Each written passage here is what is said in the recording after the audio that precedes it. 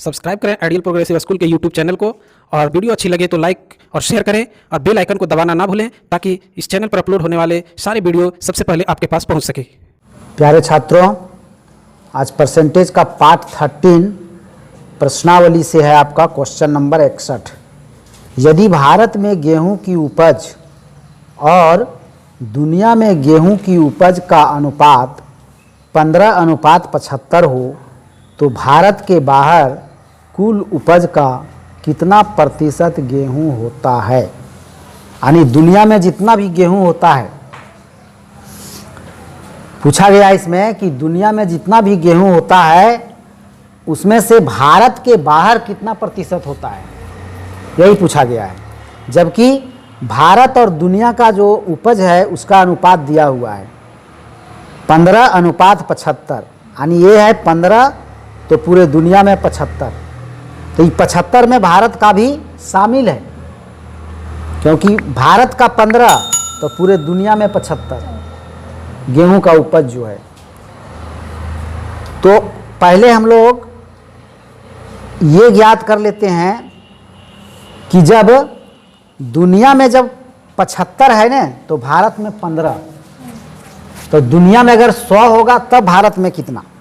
तो ये हम एक एक नियम से निकाल लिए। अनुपात के अनुसार हमको ये पता चला कि जब दुनिया में 75 तो भारत में 15, तो दुनिया में 1 तो भारत में 15/75, दुनिया में 100 तो भारत में 15/75 गुने 100, तब भारत में 20। ठीक है। जब दुनिया में 100 गेहूं की उपज जब दुनिया में 100 होता है, 100 में मतलब कुछ भी 100 टन या 100 क्विंटल जो भी हो सकता है, 100 मीट्रिक टन जो भी हो, तो जब पूरे दुनिया में 100 होता है गेहूं का उपज तब भारत में होता है 20। ये हम लोग ज्ञात कर लिए अनुपात से। नहीं तो जब पूरे दुनिया में जब 100 होता है और भारत में 20 होता है तो इसका मतलब भारत के बाहर कितना होता है उपज, 100 - 20 क्या, पूरे दुनिया में 100 है उसमें से 20 अगर भारत में ही होता है तो 20 माइनस कर देंगे तो भारत के बाहर जो उपज होता है वो मात्रा निकल जाएगा। तो जब पूरे दुनिया में 100 है तो भारत को छोड़कर भारत से बाहर 80 हो रहा है उपज। नहीं तो कितना प्रतिशत हो गया, अब इसी को प्रतिशत में व्यक्त कर देना था। 100 में 80 तो हो ही रहा है, तो भारत के बाहर कुल उपज का प्रतिशत बराबर 80/100 गुने 100%। 100 कट गया तो 80% इसका आंसर हुआ। Question number 62। किसी राशि z को 2 भागों में इस प्रकार विभाजित कीजिए कि एक भाग दूसरे का k% हो। यानी z को 2 भाग में बांटना है, उसमें से ये होना चाहिए दोनों में संबंध, दोनों भागों में कि एक भाग यानी पहला भाग जो है वो दूसरे भाग का k% हो। तो पहला भाग ही हम दूसरा भाग पहले मान लेते हैं कि माना दूसरा भाग बराबर x।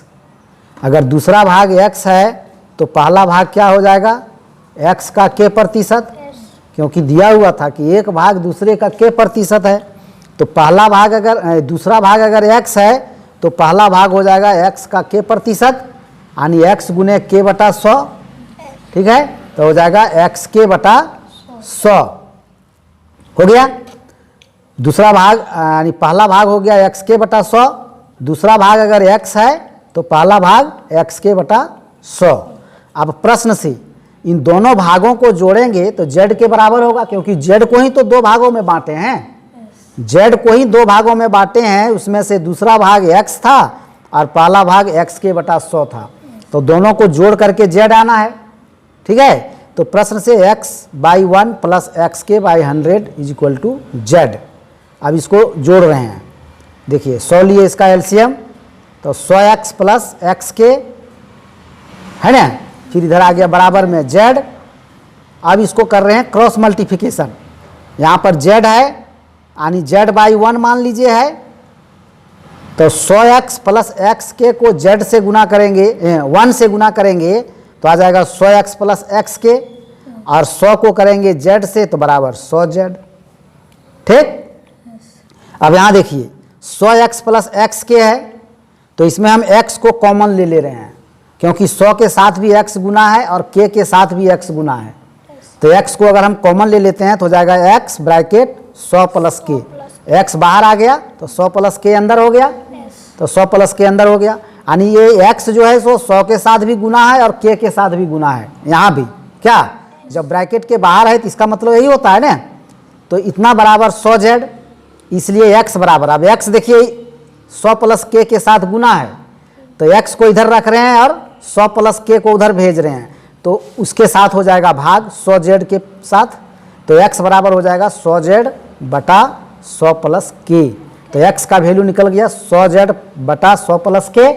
तो x किसको माने थे, दूसरा भाग को, तो दूसरा भाग इसका मतलब निकल गया, दूसरा भाग निकल गया 100z बटा 100 प्लस k।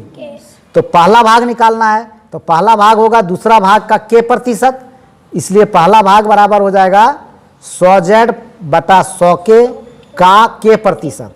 ठीक, तो 100z बटा 100k, 100z बटा 100 प्लस k गुने k प्रतिशत मतलब k बटा 100। अब 100 से 100 कट गया तो ऊपर में बचा क्या, k और z बचा ना गुना करने के लिए, तो k और z को गुना किए तो हो गया kz बटा 100 प्लस k, है ना।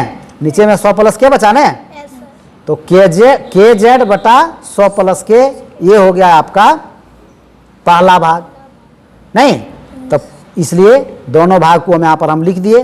पहला भाग हो गया kz बटा 100 प्लस k और दूसरा हो गया 100z बटा 100 प्लस k।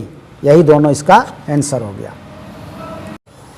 क्वेश्चन नंबर 63, एक व्यक्ति ने अपनी आय का 4% दान में दिया तथा शेष का 10% बैंक में जमा किया।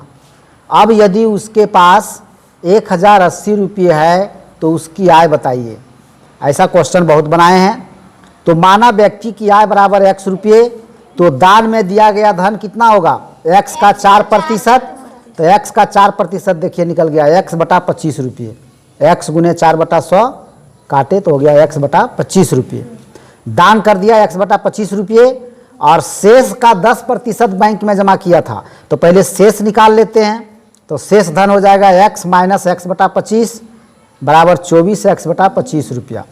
ठीक है, अब बैंक में जमा किया गया धन शेष का 10% मतलब 24x बटा 25 का 10 बटा 100 यानी 10%, ये निकल गया आपका 12x बटा 125 रुपये। 12x बटा 125 रुपये उसने बैंक में जमा कर दिया और तब उसके पास बच गया 1080 रुपया। ठीक है, तो प्रश्न से 24x बटा 25 माइनस 12x बटा 125 बराबर 1080, क्योंकि दान करने के बाद बचा था 24x बटा 25 रुपये। ठीक है, उसमें से बैंक में जमा कर दिया 12x बटा 125 रुपये और उसके बाद बच गया उसके पास 1080 रुपये। ठीक, तो इतना माइनस इतना बराबर 1080 रुपये हो गया। अब इसको देखिए माइनस किए हैं, एलसीएम निकाले तो 125 आया, 25 और 125 का, फिर 125 को 25 से भाग दिए तो 5 और 5 से गुना किए 24x को तो 120x माइनस 125 से 125 को भाग दिए तो 1 आ गया और 1 को 12x से गुना किए तो 12x। ठीक है, बराबर 1080 इधर चल रहा है। अब इसको देखिए घटा रहे हैं, 120x में 12x को घटाए तो आ गया 108x, 108x बटा 125 बराबर 1080। अब यहाँ कर रहे हैं क्रॉस मल्टीप्लिकेशन, 108x को 1 से गुना कर रहे हैं तो 108x और 1080 को 125 से गुना किए तो 1080 गुने 125, इसलिए x बराबर 1080 गुने 125 बटा 108। 108 से 1080 कटेगा 10 बार में, है ना। अब 10 और 125 को गुना करेंगे तो 1250 रुपये इसका आंसर हो जाएगा, यानी उसका था 1250 उसकी आय थी।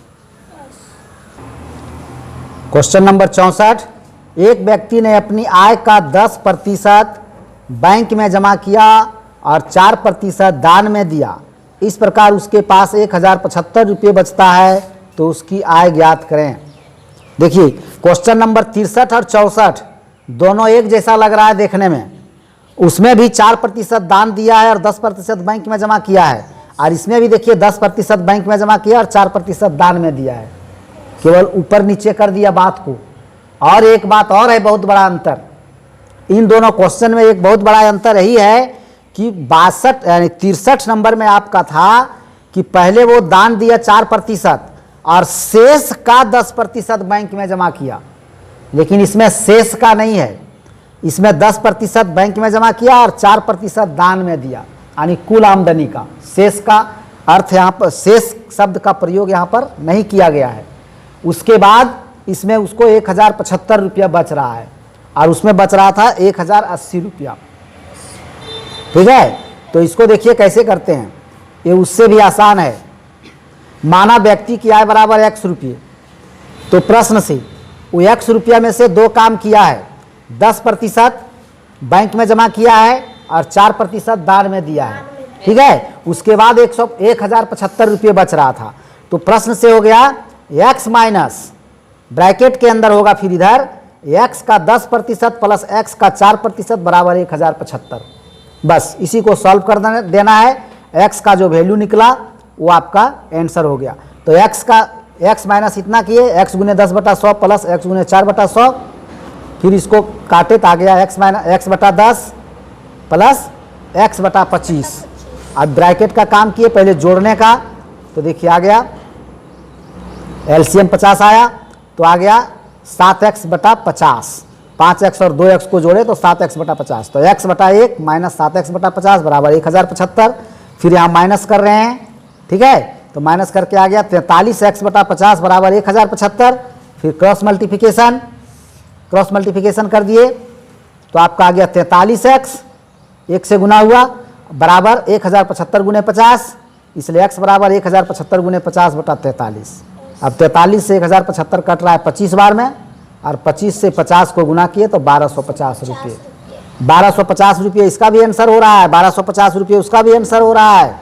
10% 4% दोनों में है, लेकिन उसमें 1080 बचता था, इसमें 1075 बच रहा है, फिर भी आंसर बराबर क्यों आया? तो आने का कारण ये था कि उसमें शेष का 10% बैंक में जमा किया था और इसमें आमदनी का ही 10% बैंक में जमा किया और आमदनी का 4% दान भी दिया। ठीक है, सेम क्वेश्चन जैसा लग रहा है, मिलता जुलता, लेकिन थोड़ा सा अंतर हो गया और फिर आंसर एक ही आ गया, क्योंकि क्वेश्चन में 2 जगह अंतर किया है, थोड़ा थोड़ा करके। एक जगह का अंतर दूसरे जगह के अंतर के जो कमी अंतर था ना, उसको पूरा कर दिया वो। क्वेश्चन नंबर 65, खान से निकाले कोयले में 24% नष्ट हो जाता है और इस प्रकार 60,800 टन कोयला प्राप्त होता है। तो बताइए कि खान से कुल कितना कोयला निकाला?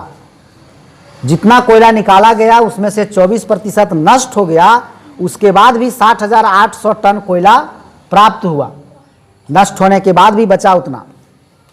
तो कुल कितना निकाला गया था ये ज्ञात करना है। तो माना खान से निकाला गया कुल कोयला बराबर x टन, x टन मान लीजिए निकाला गया था, तो प्रश्न से x माइनस x का 24%, यानी 24% नष्ट हो गया, उसके बाद बचा 60,800 टन। ठीक है, जितना निकाला गया था उसका 24% नष्ट होने के बाद 60,800 टन बचा, इसलिए प्रश्न से ये होगा x माइनस x का 24% बराबर 60,800 टन। फिर इसको आगे सॉल्व कर रहे हैं, x माइनस ब्रैकेट में x गुने 24/100 बराबर 60,800। फिर इसको काटे 4 से तो 6 चौक 24, 25 चौक से 100, तो आ गया x minus 1 minus x by 1 minus 6x/25 बराबर 60,800। फिर यहाँ पर घटाने का काम हुआ है, एलसीएम लिए तो 25, यहाँ आ गया 25x माइनस 6x बराबर 60,800। फिर यहाँ घटा दिए, 25x में 6x को घटाया गया तो 19x, 19x/25 बराबर 60,800। यहाँ पर क्रॉस मल्टीप्लिकेशन हुआ, 19x को 1 से मल्टीप्लाई किए तो 19x और 60,800 को 25 से गुना किए तो 60,800 गुने 25। ठीक है, इसलिए x बराबर 60,800 गुने 25 बटा 19। 19 से देखिए इसको काटे हम लोग तो 3200 बार में कट गया 60,800, और 3200 और 25 को जब गुना किया गया तो आ गया 80,000। तो 80,000 टन इसका मतलब कोयला निकाला गया था। ठीक है, 80,000 टन ही आंसर होगा। और आज का वीडियो इतना ही तक रहेगा, फिर मिलते हैं नेक्स्ट वीडियो में नेक्स्ट डे। धन्यवाद।